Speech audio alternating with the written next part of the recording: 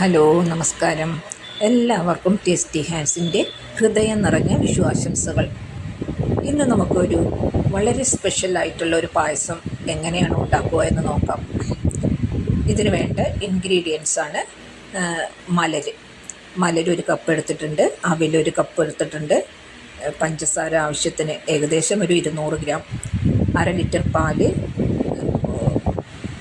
റോസാപ്പൂവിൻ്റെ ഇതളും ബദാമും അണ്ടിപ്പരിപ്പും കൂടി അരച്ചത്, ഒരു ടേബിൾ സ്പൂൺ പാലിൽ അരച്ചത്, ഏകദേശം അണ്ടിപ്പരിപ്പ് ഒരു 5 6 ബദാം ഒരു 5 ആണ് എടുത്തിട്ടുള്ളത്. പിന്നെ പഞ്ചസാര ആവശ്യത്തിന് എടുത്തിട്ടുണ്ട്, ഏകദേശം 200 ഗ്രാം. പിന്നെ റോസാപ്പൂവിൻ്റെ ഇതളുകൾ ഒന്ന് ഡ്രൈ ആക്കി പൊടിച്ചത്. ഇത്രയും ഇൻഗ്രീഡിയൻസാണ് നമുക്ക് ഈ പായസം ഉണ്ടാക്കാൻ വേണ്ടത്. പിന്നെ ഒരു റോബസ്റ്റ പഴം കൂടി എടുക്കുന്നുണ്ട് കേട്ടോ, നെയ്യും. ഇനി നമുക്ക് ഇത് എങ്ങനെയാണ് ഉണ്ടാക്കുക എന്ന് കൂടി നോക്കാം. നമ്മൾ റോസാപ്പൂവിൻ്റെ ഇതളുകൾ പൊടിക്കുന്ന അതെങ്ങനെയാണ് ഈ ഒരു പരുവത്തിലെടുക്കുക എന്നുള്ളതിൻ്റെ ഒരു വീഡിയോ ഞാൻ അടുത്ത് തന്നെ ഇടാം കേട്ടോ. ഇത് നമുക്ക് ഷേക്ക് ഉണ്ടാക്കാനും ഡെസേർട്ടുകൾ ഉണ്ടാക്കാനും, എന്തിന് ചായയിൽ പോലും നമുക്ക് കട്ടൻ ചായയിൽ പോലും കുറച്ച് ചേർത്താൽ ആ ചായയുടെ രുചി തന്നെ ഒരു വ്യത്യസ്തത തോന്നും. റോസാപ്പൂ ധാരാളം നമുക്ക് വീട്ടിലുണ്ടാകുന്ന സമയത്ത് നമുക്ക് ഇതേപോലെ ഉണ്ടാക്കി കുപ്പിയിൽ അടച്ച് വെച്ചാൽ കുറേ കാലം നമുക്കത് യൂസ് ചെയ്യാൻ പറ്റും. വളരെ നമ്മുടെ ശരീരത്തിനും വളരെ നല്ലതും കൂടി, കൂളാക്കാൻ വേണ്ടി നല്ലതും കൂടിയാണത്. പിന്നെ സൗന്ദര്യവർദ്ധക വസ്തുവാണെന്നും കൂടി നമ്മളത് ഓർമ്മിക്കണം. ഇനി നമുക്ക് എങ്ങനെയാണ് പായസം ഉണ്ടാക്കുക എന്ന് നോക്കാം.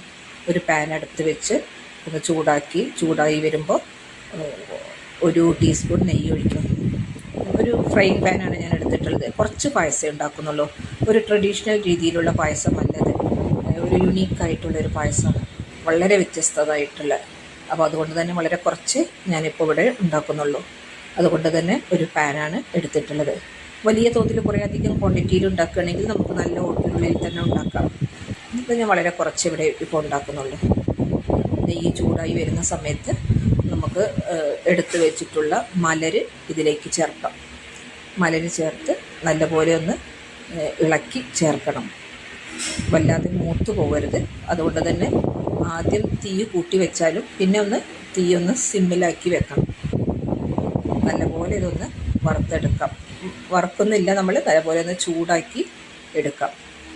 നല്ലപോലെ ചൂടായി വരുന്ന സമയത്ത് നമുക്കിതിലേക്ക് എടുത്തു വെച്ചിട്ടുള്ള അവിൽ ചേർക്കാം. അവിലും ചേർത്ത് നല്ലപോലെ ഒന്ന് ഇളക്കി ചേർക്കുക.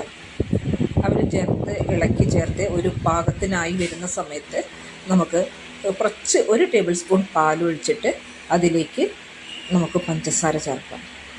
പഞ്ചസാര ഒന്ന് പെട്ടെന്ന് കാരമലായി കിട്ടാൻ വേണ്ടിയിട്ടാണ് 1 ടേബിൾ സ്പൂൺ പാല് നമ്മൾ ഒഴിച്ചിട്ടുള്ളത്.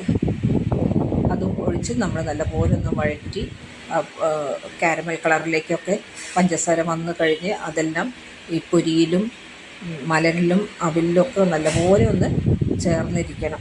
ഈ സമയത്ത് നമുക്ക് കുറച്ചുകൂടി 1 ടീസ്പൂൺ നെയ്യ് കൂടെ നമുക്ക് ചേർക്കാം. ആ മലരിലേക്കും അവിലിലേക്കൊക്കെ ആ നെയ്മണം കൂടെ ഒന്നുകൂടി കിട്ടാൻ വേണ്ടിയിട്ടാണ്. പിന്നെ അടിയിൽ പിടിക്കാതിരിക്കാനും അതിനൊക്കെ കൂടിയായിട്ട് നമുക്ക് 1 ടീസ്പൂൺ നെയ്യ് കൂടെ നമ്മൾ ഈ സമയത്ത് ചേർക്കുന്നുണ്ട്. ഇത്രയും ചേർത്ത് കഴിഞ്ഞ് നല്ലപോലെ ഇളക്കിയതിന് ശേഷം നമുക്കിതിലേക്ക് റോബസ്റ്റ പഴം അരച്ച് വെച്ചത്, ഒന്നുകിൽ റോബസ്റ്റ പഴം അരയ്ക്കാം, അല്ലെങ്കിൽ ഒന്ന് സ്മാഷ് ചെയ്തെടുത്താലും മതി. അതും കൂടി ചേർത്ത് നല്ലപോലെ പിന്നെ ഇളക്കി ചേർക്കുക. എല്ലാം ഇളക്കി ചേർത്ത് നല്ല പാകത്തിനായി കിട്ടി വരുന്ന സമയത്ത്, കട്ടകളൊന്നും ഇല്ലാതെ നല്ലപോലെ ഇളകി ചേർന്ന സമയത്ത് നമുക്ക് എടുത്ത് വെച്ചിരിക്കുന്ന പാല് ചേർക്കാം. പാലും കൂടി ചേർത്ത് ഒരു നല്ലപോലെ ഒന്ന് തിള വരുമ്പോൾ തന്നെ ഒന്ന് കുറുകി വന്ന് തുടങ്ങിയിട്ടുണ്ടാവും. പിന്നെ അത് ഇരിക്കും തോറും ഒന്ന് പെട്ടെന്ന് കുറുകി വരികയും ചെയ്യും. നമുക്ക് നല്ല തിള വന്ന് ഏകദേശം ഒരു പാകത്തിന് കുറുകുന്നു എന്ന് തോന്നുമ്പോൾ നമുക്ക് തീ ഓഫ് ചെയ്യാം. തീ ഓഫ് ചെയ്ത് നമുക്ക് ഒരു സെർവിങ് ഡിഷിലേക്ക് മാറ്റാം. സെർവിങ് ഡിഷിലേക്ക് മാറ്റുന്നതിനേക്കാൾ മുമ്പ് നമ്മൾ എടുത്ത് വെച്ചിട്ടുള്ള റോസാപ്പൂവിൻ്റെ ക്രഷ് ചെയ്തിട്ടുള്ള ഇതളുകൾ, ക്രഷ് ചെയ്തിട്ടുള്ള ഇതളുകൾ കുറച്ചൊന്ന് തൂവി കൊടുക്കാം. നല്ലൊരു സ്വാദാണ് ആ സമയത്ത്. ആ ചൂടുള്ള പായസത്തിൻ്റെ മുകളിൽ തൂവുമ്പോൾ അതിൻ്റെ ഒരു മണം ഉള്ളിലേക്ക് കിട്ടും ചെയ്യും. നമ്മൾ കഴിക്കുമ്പോൾ നല്ലൊരു സ്വാദും കൂടിയാണ്. ഇങ്ങനെ റോസാപ്പൂവിൻ്റെ ഇതളുകൾ നമുക്ക് ഈ ഒരു ടൈമിലൊക്കെ ധാരാളം റോസാപ്പൂവ് നമ്മുടെ വീടുകളിലൊക്കെ ഉണ്ടാവും. മരുന്നടിക്കാത്ത റോസാപ്പൂക്കളായിരിക്കണം എന്ന് മാത്രം. അത് നമുക്ക് ഇങ്ങനെയാക്കി സൂക്ഷിച്ച് വെക്കാം. അപ്പോൾ അതൊന്ന് കുറച്ചെടുത്തിട്ട് സെർവിങ് ഡിഷിലേക്ക് അതും കൂടി ഒന്ന് സ്പ്രിങ്കിൾ ചെയ്തിട്ട് നമുക്കൊന്ന് സെർവ് ചെയ്യാം. വളരെ ഒരു ഹെൽത്തി എന്നുള്ള രീതിയിലും ടേസ്റ്റി എന്ന രീതിയിലും ഒക്കെ നമുക്ക് ഇഷ്ടപ്പെടുന്ന ഒരു പായസം കൂടിയാണിത്. എപ്പോഴും ട്രഡീഷണൽ പായസം എന്ന് നമ്മൾ ഓണത്തിനും വിഷുവിനൊക്കെ നമ്മൾ എപ്പോഴും ആലോചിക്കുന്ന ട്രഡീഷണൽ പായസം ഉണ്ടാക്കുക എന്നാണ്. അതിൽ നിന്ന് വ്യത്യസ്തമായി നമുക്ക് ഇപ്രാവശ്യം ഒരു വെറൈറ്റി പായസത്തിലേക്കൊന്ന് പോകണമെന്ന് ഉദ്ദേശിക്കുന്നവർക്ക് ചെയ്യാൻ പറ്റിയൊരു പായസമാണിത്. എല്ലാവരും ഇതൊന്ന് ട്രൈ ചെയ്ത് നോക്കണം. എന്നിട്ട് അഭിപ്രായവും കൂടി പറയണം കേട്ടോ. എല്ലാവർക്കും ഒരിക്കൽ കൂടി ഞങ്ങളുടെ സ്നേഹം നിറഞ്ഞ വിഷു ആശംസകൾ.